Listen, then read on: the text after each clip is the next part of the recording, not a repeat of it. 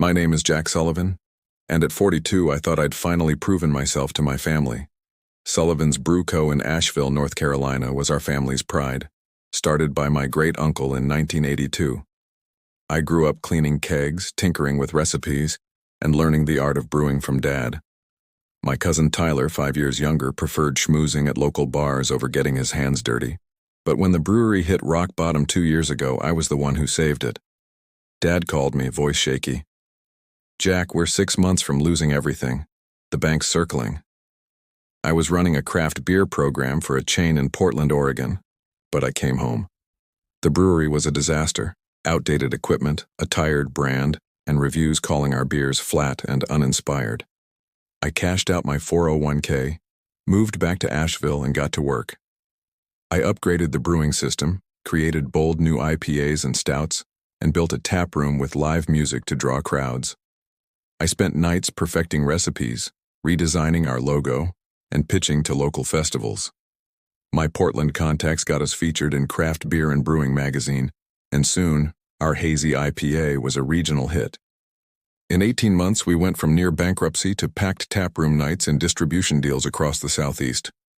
But at the annual meeting, with staff and local investors gathered in our shiny new taproom, Dad dropped a gut punch. "Tyler's taking over as president," he said, clapping my cousin on the back. "He's got the charm to lead us forward."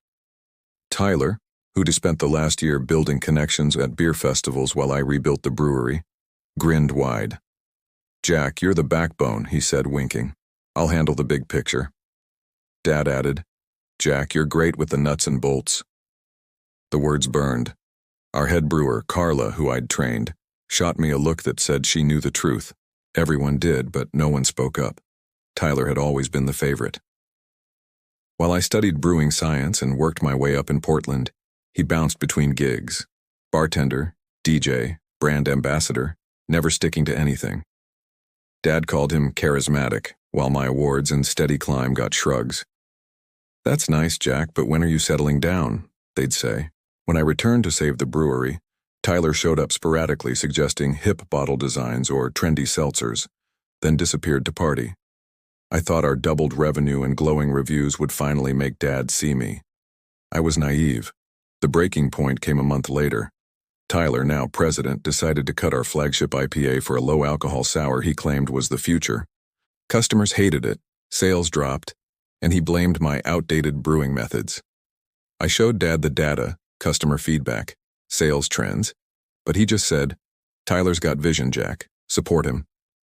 Driving home, I spotted a for sale sign on the old riverfront warehouse, a prime spot by the French Broad River. It was run down but had character. High ceilings, great views. I'd saved enough from my Portland days and my industry reputation was solid. Sitting there, staring at that sign, I realized I was done begging for respect.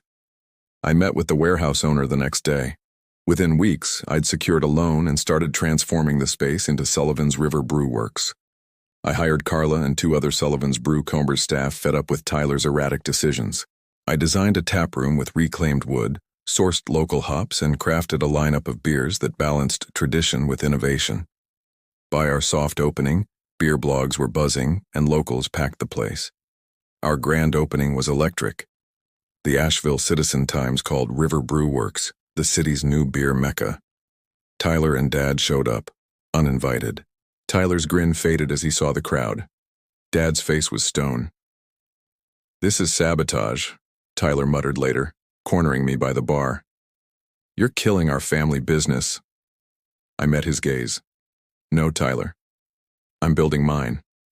Sullivan's Brew Co. started slipping. Complaints about inconsistent brews, staff turnover, even a broken fermenter Tyler ignored. They cut prices to compete, but it didn't help. 6 months later, Dad called. "The brewery's struggling. Can you consult for Tyler?" I took a breath. "I offered to lead 2 years ago. You chose charm over work. I'm busy now." River Brew Works won Best New Brewery at the North Carolina Craft Beer Awards. As I accepted the award, I saw Dad in the crowd clapping stiffly. It wasn't an apology, but it was something. Standing in my tap room, watching customers laugh over pints of my stout, I felt whole. I'd built this, and it was mine.